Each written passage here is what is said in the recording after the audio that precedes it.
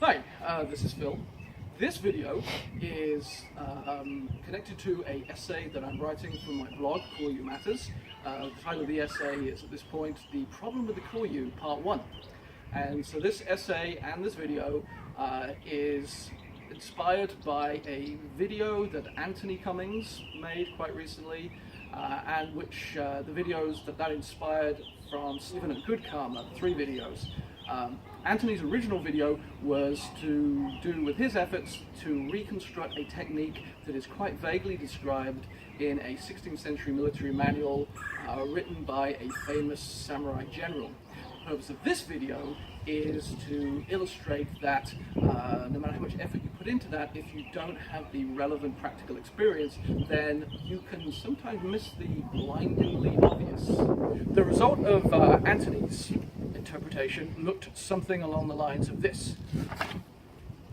Now, Stephen at Good Karma, his problem with that was he felt that the blade should come out more this direction than in this direction, and he also felt that when the blade came to the front, it should be point first rather than any other way, which he felt that Anthony was doing. He also suggested that if you go out to the side like this, there's a chance that you're going to cut yourself as you're leaning forward, as he says Anthony is during the draw. Stephen also pointed out that in the text there's actually no reference to leaning forward.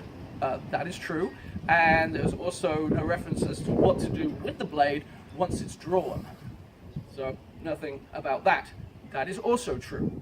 Now, Stephen also points out that there's that Anthony made no mention of or consideration for where the text that he was working from was located within the manual. He states that it's actually in the grappling section.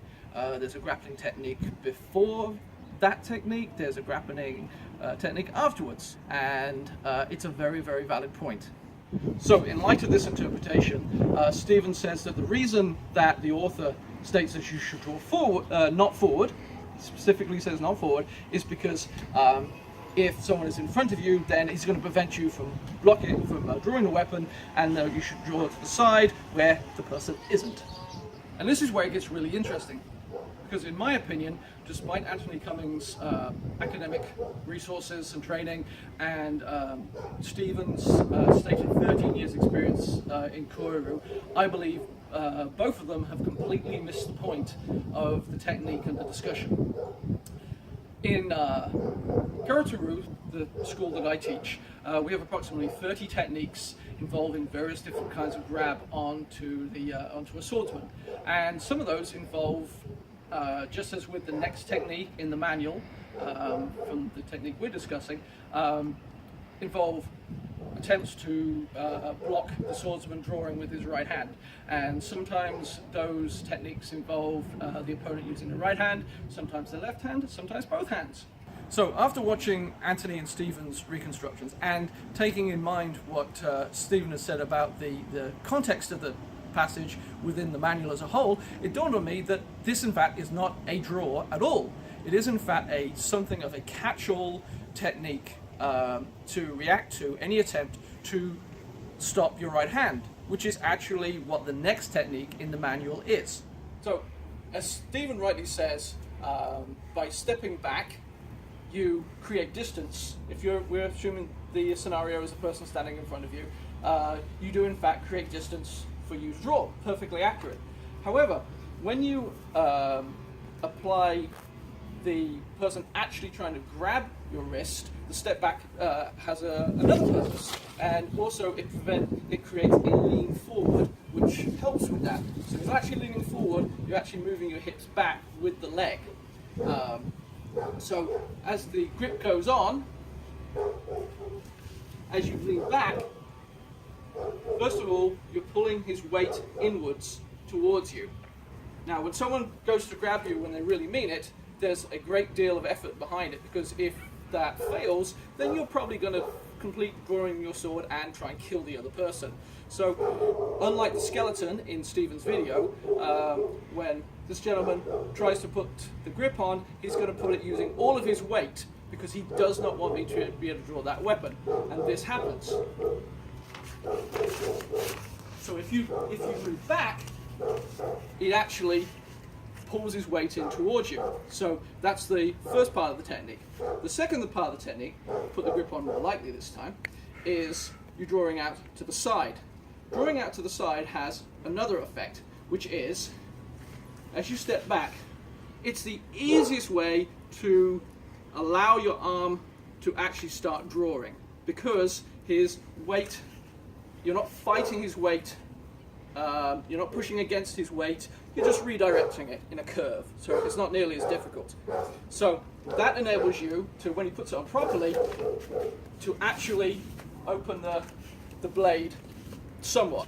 And that brings us to what happens when you're able to move in an ideal situation where you see the block coming in and you move. Go ahead.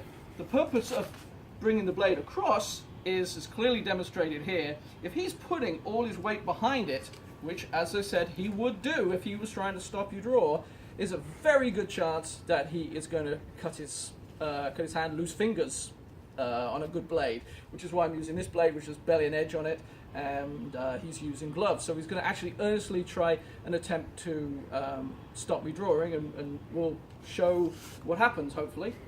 So, yosh.